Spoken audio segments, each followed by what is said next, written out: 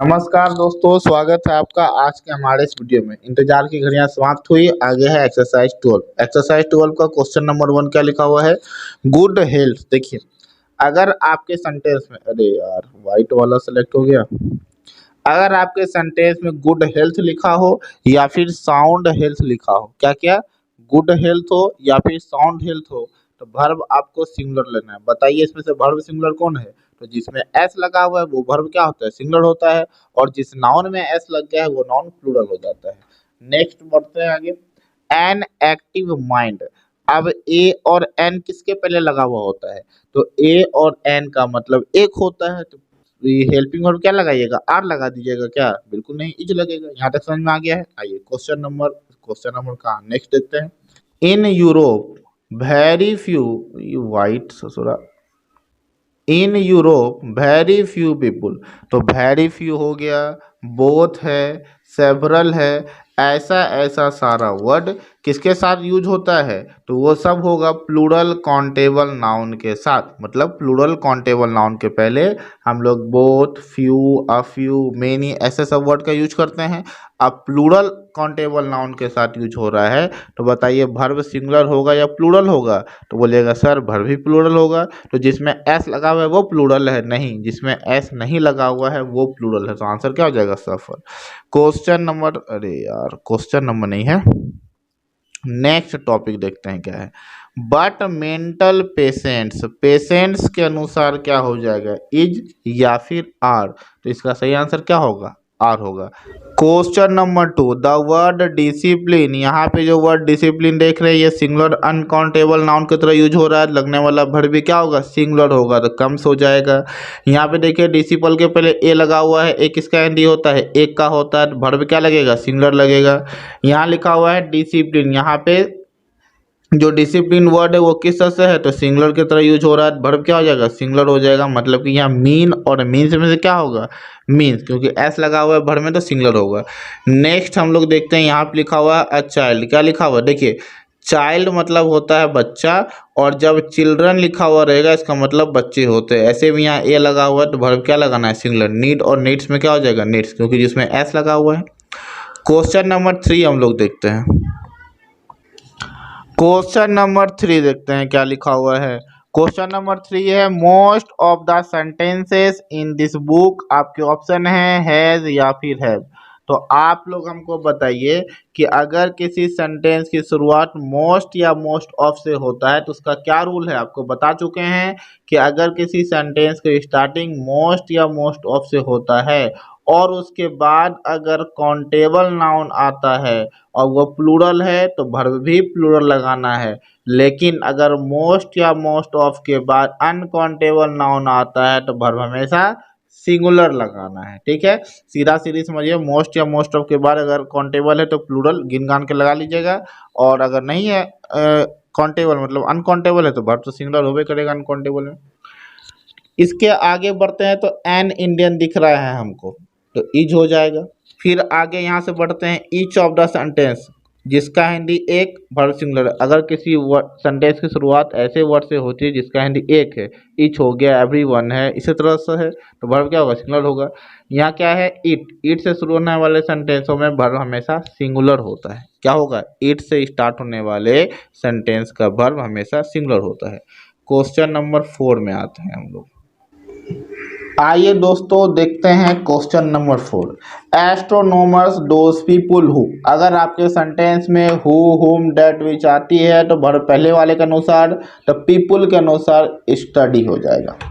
फिर लिखा हुआ है टेल या टेल्स। अब आपको यहाँ पे एक नियम याद रखना है। क्या नाम याद रखना है, कि अगर आपके सेंटेंस के सब्जेक्ट के बाद कॉमा आ जाए, अरे कॉमे मिट गया है तो कॉमा आ जाए, और कॉमा लगातार वहां तक चले जहां तक कि फिर कॉमा ना आ जाए। तो देख रहे हैं दो कॉमा के बीच में दुल्हन को बैठा कर रखे हुआ है, तो इसका नाम है एपोजिशन।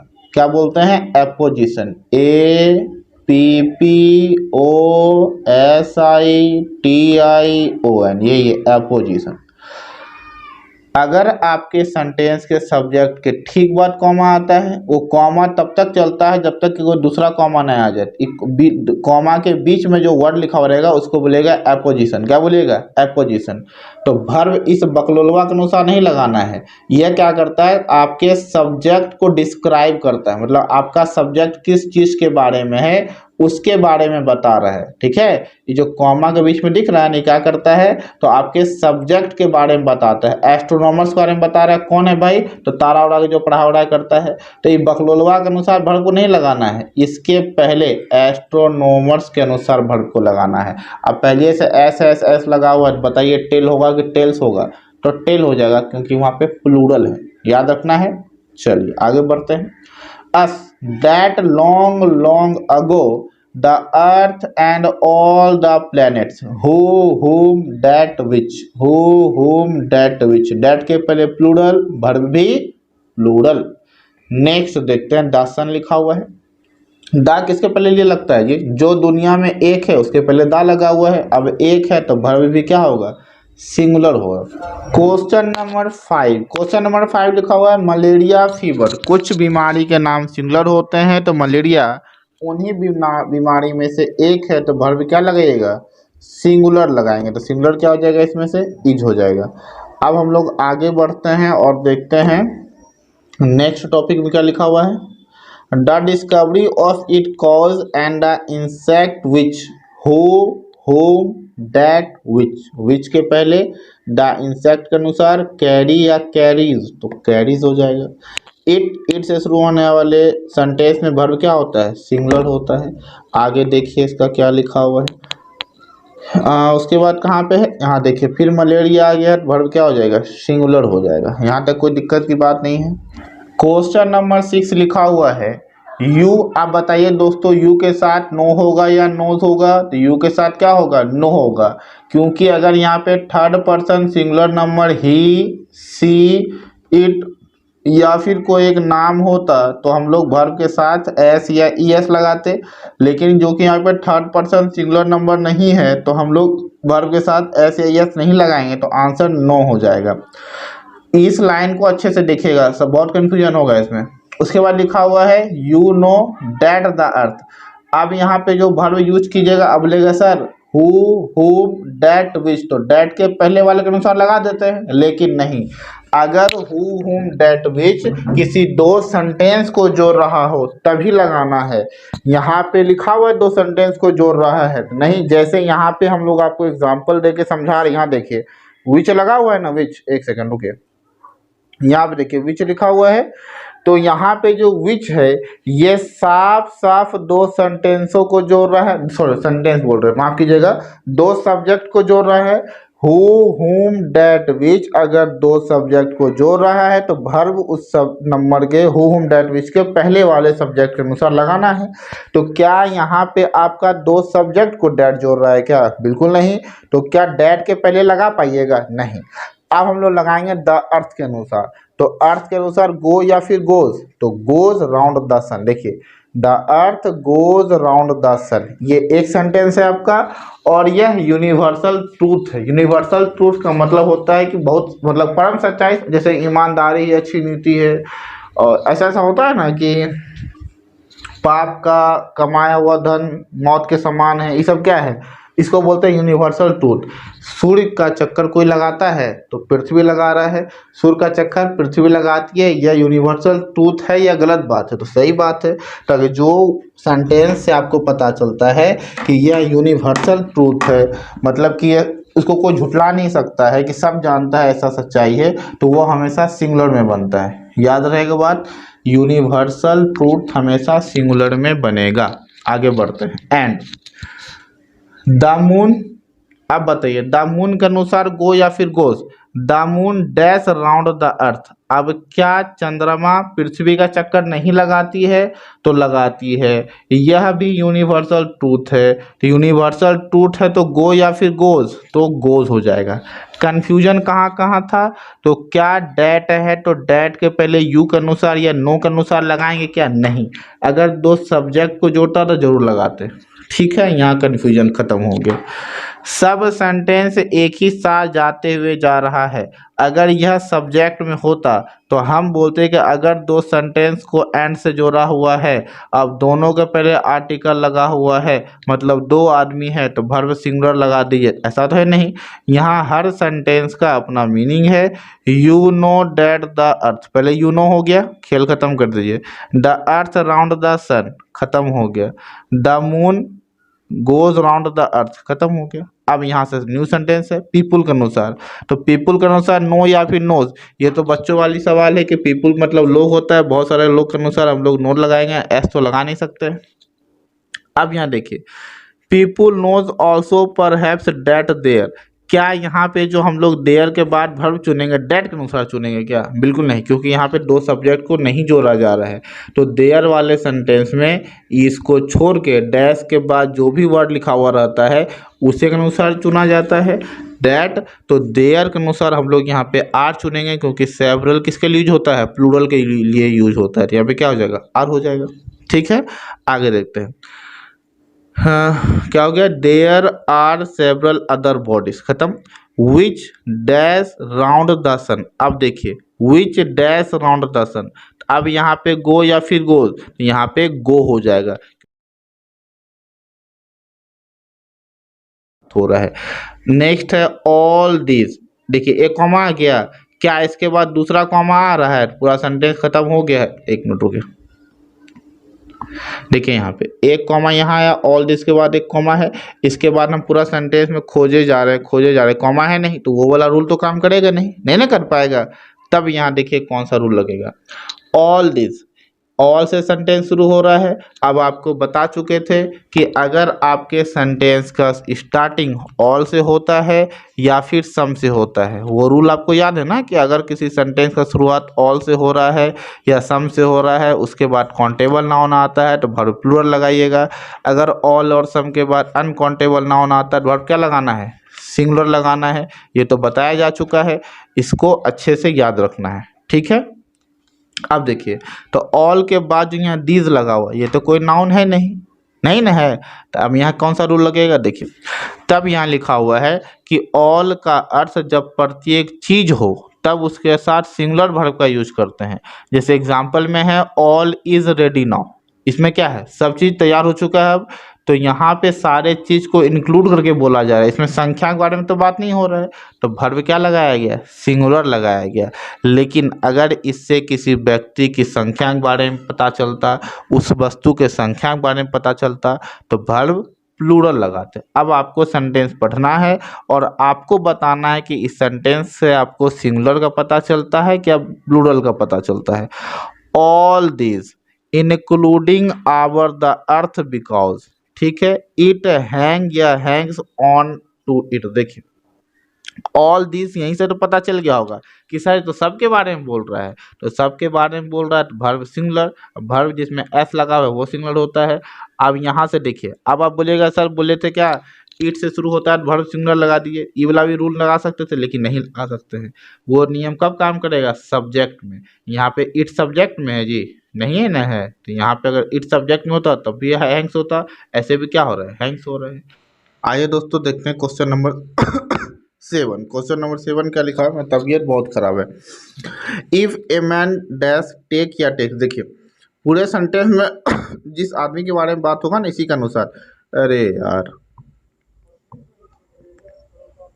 ये ए मैन के अनुसार, ठीक है, हट जाना भाई, ए मैन के अनुसार। अब ए मैन जो कि सिंगुलर है तो वर्ब भी कैसा होगा? सिंगुलर होगा। तो सिंगुलर कौन सा वर्ब होगा? टेक्स हो जाएगा। डैश खत्म हो गया, आगे देखिए इंटरेस्ट इन वर्क। अब वो आदमी, एक मिनट, अब जो मैन है किसमें इंटरेस्ट है? कोई काम में वो इंटरेस्ट लेता है, तो क्या करेगा? अपने समय को भी अच्छे से खर्च करेगा। कौन? वही आदमी, यही मैन ना, तो क्या हो जाएगा? स्पेंड्स। अब बताइए, हम बताए थे यहाँ कॉमा, तब तक जाइए जहाँ तक कॉमा नहीं आया, यहाँ कॉमा आ गया, दोनों को मिला दीजिए। अब जो वर्ब यूज यहाँ पे होगा हैज या हैव, किसके अनुसार? तो इसके अनुसार नहीं, इसके पहले वाले के अनुसार, तो क्या हो जाएगा? हैज। ए मैन के अनुसार क्या हो गया? हैज। कोई दिक्कत नहीं है। आगे पूरे सेंटेंस में वो मैन का ही चर्चा है, ठीक है। आगे देखने क्या लिखा हुआ है। फिर आगे क्या लिखा हुआ है, good relations with friends and neighbours and care या केयर्स, कौन करेगा ये सब काम, ए मैन। ए मैन के अनुसार क्या हो जाएगा, केयर, उजला का है सिलेक्ट हो जा रहा है, केयर्स हो जाएगा, ठीक है। For the needs and wishes of other people, अब कॉमा आ गया मतलब इसका काम खत्म। अब जो ही है, ही इसी के लिए यूज हो रहा है बशर्ते इसका प्रोनाउन है, ठीक है। तो ही के अनुसार क्या हो जाएगा, इज हो जाएगा, ही के अनुसार क्या होगा, हैज हो जाएगा। अब यहाँ देखिए, द माइंड इज, एक माइंड के बारे में बात हो रहा है, द बॉडी एक नाउन के बारे में बात हो रहा है, इज हो गया। अगर यहाँ पे कहाँ पे, अगर यहाँ पे द माइंड की जगह इस तरह से होता है, the mind and the body, तब प्लूरल लेते, लेकिन यहाँ कॉमा लगा के दोनों को अलग अलग भागों में बांट दिया है। तो द माइंड के अनुसार यहाँ पे इज हो गया, द बॉडी के अनुसार यहाँ पे क्या हो गया, इज हो गया, ठीक है। देखते हैं क्वेश्चन नंबर 8, देखिए क्या है।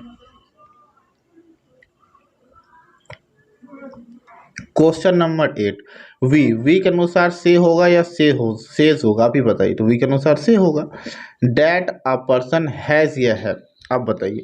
तो ए पर्सन के अनुसार आप हैज़ लगाइएगा या फिर हैव लगाइएगा, तो हैज़ लगाएंगे, जाहिर सा बात है। क्या अभी भी सवाल आ रहा है मन में कि सर हु होम डैट विच के पहले के अनुसार लगाते हैं तो वी के अनुसार लगाना चाहिए, सॉरी सेज के अनुसार लगाना चाहिए, नहीं। क्या बोले थे, जब दो सेंटेंस को जोड़ेगा, यहाँ नहीं ना जोड़ रहा है, ठीक है। तो हैज या हैव दो सब्जेक्ट को जोड़ेगा तब यहाँ पे हु हुम डैट विच के पहले वाले वर्ड के अनुसार सिंगुलर या प्लूरल लगाया जाता है। तो एक पर्सन के अनुसार क्या हो जाएगा, हैज हो जाएगा। आगे देखिए, ही और सी, अगर और से दो सब्जेक्ट को जोड़ा जाता अगर और से दो सब्जेक्ट को जोड़ा जाता है तो वर्ब क्या होता है, सिंगुलर होता है। तो बिहेव और बिहेव्स में कौन सिंगुलर है, तो बिहेव से सिंगुलर है, ठीक है। फिर देखते हैं आगे, पोलाइटली एंड, अब यहाँ पे आपको लगाना है इज और आर। अभी तक किसके बारे में बात हो रहा है, यहाँ पे इफ ही और सी, दो सब्जेक्ट को और से जोड़ा तो वर्ब क्या लगा देते, सिंगुलर लगा दिए। तो वही ही के अनुसार आगे आपको चलते जाना है, तो क्या हो जाएगा, उसके अनुसार इज हो जाएगा। आगे बैठते देखते हैं, एवरीवन, जिसका हिंदी एक होता है, वर्ब भी क्या होगा, सिंगुलर हो जाएगा, ठीक है। आगे देखिए, बट यू में, तो यू के अनुसार क्या लगाना पड़ेगा, आप बताइए। यू के अनुसार क्या लगाएंगे, आस्क लगाएंगे। वाट के अनुसार इज लगाइएगा कि आर लगाइएगा, तो सर वाट के अनुसार तो आर लगाना पड़ेगा, क्यों, क्योंकि यहाँ क्या है, मैनर्स है, तो क्या लगाना पड़ेगा, आर लगाना पड़ेगा। आइए देखते हैं क्वेश्चन नंबर 9। अब हम लोग देखते हैं क्वेश्चन नंबर 9 को क्या लिखा हुआ है, देखिए। अब बहुत सारे बच्चे कंफ्यूज हो गए हैं, सर आप बताए थे कि अगर यहाँ पे एक क्लॉज आता है वर्ब सिंगुलर लगाना है, लेकिन कुछ एक्सेप्शन भी होते हैं, तो अपवाद है ये, गुड मैनर्स के अनुसार आर लगाना पड़ता है, इसलिए यहाँ पे किसका यूज किया है, आर का। एक सेंटेंस यहाँ पे फोटो लगा दिए होंगे, आप भी देख सकते हैं, वहाँ पे ये क्या है, अपवाद है। क्वेश्चन नंबर 9 देखिए, बहुत ही आसान है। देयर वाले सेंटेंस में इज और आर किसको देख के लगाना पड़ता है, तो उसके बाद वाले। ए होटल के अनुसार क्या हो जाएगा, इज। पीपुल है तो बहुत सारे लोग हैं, तो क्या होगा, स्टे, वर्ब प्लूरल होगा। देयर वाले सेंटेंस में उसके बाद वाले के अनुसार, वेटर्स के अनुसार क्या हो जाएगा, तो आर हो जाएगा। पेन में मेरा अच्छा नहीं है, नहीं तो और अच्छे से हम बताते। द वेटर्स क्या है, बहुत सारे हैं, तो क्या हो जाएगा, स्टैंड हो जाएगा। इट वाले सेंटेंस में अगर इट सब्जेक्ट में है तो आपको वर्ब भी क्या लेना है, सिंगुलर लेना है। द सन, जो दुनिया में एक ही है, उसके पहले क्या लगा होता है, द, ऐसे भी जानते हैं कि सूर्य क्या है, एक है, तो उसके पहले उसके साथ वर्ब क्या लगेगा, इज लगेगा। देखिए लिखा हुआ है सम ऑफ द मीन, यहाँ पे आपको चुनना है यहाँ से यहाँ तक। दो नाउन ऑफ, इन या ऑन से जुड़ा हो तो वर्ब पहले वाले के अनुसार लगाते हैं, लेकिन क्या ये नाउन है दो को, नहीं। लेकिन फिर भी आपको पता होना चाहिए कि अगर आपके सेंटेंस का स्टार्टिंग सम या ऑल से होता है तो उसके बाद आए नाउन के अनुसार सिंगुलर या प्लूरल को चूज करना होता है। तो मीन जो कि बहुत सारे आदमी के बारे में बता रहा है, तो वर्ब क्या हो जाएगा, प्लूरल हो जाएगा। ओके, आगे बढ़ते हैं। वन ऑफ द वोमेन, दो नाउन ऑफ ही नाउन से जुड़ा हुआ है, वर्ब सिंगुलर, लेकिन ये क्या नाउन है, नहीं। तो वन ऑफ से जिस भी सेंटेंस का शुरुआत होता है वर्ब क्या लेना पड़ता है, सिंगुलर लेना पड़ता है, तो यहाँ पे क्या हो जाएगा, इज हो जाएगा। याद रहेगी बात। आगे बढ़ते हैं हम लोग क्वेश्चन नंबर 10 में, अब नहीं जी 9 में। आइए दोस्तों देखते हैं क्वेश्चन नंबर 10, लास्ट क्वेश्चन है। वी के अनुसार गेट या गेट्स होगा, तो गेट हो जाएगा। फिर नेक्स्ट क्या है, some parts of the country, तो सम पार्ट्स के अनुसार क्या हो जाएगा, तो गेट हो जाएगा। प्लूरल है तो प्लूरल लग रहा है। फिर क्या है, द अदर पार्ट्स, फिर प्लूरल तो वर्ब भी प्लूरल। व्हेन, अब देखिए हम क्या बोले कि अगर आपके सेंटेंस में एक क्लाउज आता है वर्ब भी सिंगुलर लगाइएगा, क्लाउज बोला गया है, क्लाउज के तुरंत बाद हेल्पिंग वर्ब नहीं आता है, उसके बाद सीधा सब्जेक्ट आता है। तो यहाँ पे इंट्रोगेटिव की तरफ पूछ रहा है तो आपको वर्ब सेंटेंस के अनुसार लगाना है, तो दिस पार्ट के अनुसार क्या हो जाएगा, डज हो जाएगा। क्वेश्चन नंबर आगे बढ़ते हैं हम लोग। क्या लिखा हुआ है, hear the rains, hear the rains, pen फिर टेढ़ा चलने लग गया। स्टार्ट है या फिर स्टार्ट्स, तो आप लोग बताएंगे इसका आंसर क्या होगा। तो रेंस के अनुसार जाहिर सा बात है कि रेंस अगर प्लूरल है तो वर्ब भी क्या होगा, प्लूरल होगा, स्टार्ट हो जाएगा। नेक्स्ट देखिए क्या लिखा हुआ है, द मानसून कम या कम्स, तो कम्स हो जाएगा क्योंकि यहाँ पे द मानसून सिंगुलर की तरह यूज हो रहा है। अब देखिए ये सेंटेंस तब आपको समझ में आएगा, एक मिनट रुकिए। वाट इज या आर द मानसून, क्या ये क्लाउज है, नहीं, क्लाउज के तुरंत बाद सब्जेक्ट आता है। ये इंट्रोगेटिव की तरफ पूछ रहा है तो द मानसून के अनुसार इज लगाइएगा कि आर लगाइएगा, तो इज लगाएंगे। अब यहाँ ये भी क्लाउज है, नहीं, इंट्रोगेटिव की तरफ पूछ रहा है तो वाट के तुरंत बाद सब्जेक्ट आता है, ही सी ई या कोई नाम आ जाता है तो समझते क्या है, क्लाउज है। तो यहाँ पे क्या है, हेल्पिंग वर्ब, जो कि हमको इसके अनुसार लगाना है, इट के अनुसार क्या हो जाएगा, डज हो जाएगा। द मानसून्स आर विंड्स विच, अब देखिए विंड यहाँ पे क्या आ गया, विंड कौन कौन सा बताए थे, हु हुम डेट विच, कौन कौन सा, हु हुम डेट विच के पहले अगर कोई एडजेक्टिव क्लॉज आता है तो वर्ब उस एडजेक्टिव क्लॉज के अनुसार लगाइएगा। विंड्स जो कि प्लूरल फॉर्म में है तो वर्ब भी क्या होगा, प्लूरल, जिसमें एस नहीं लगा हुआ है।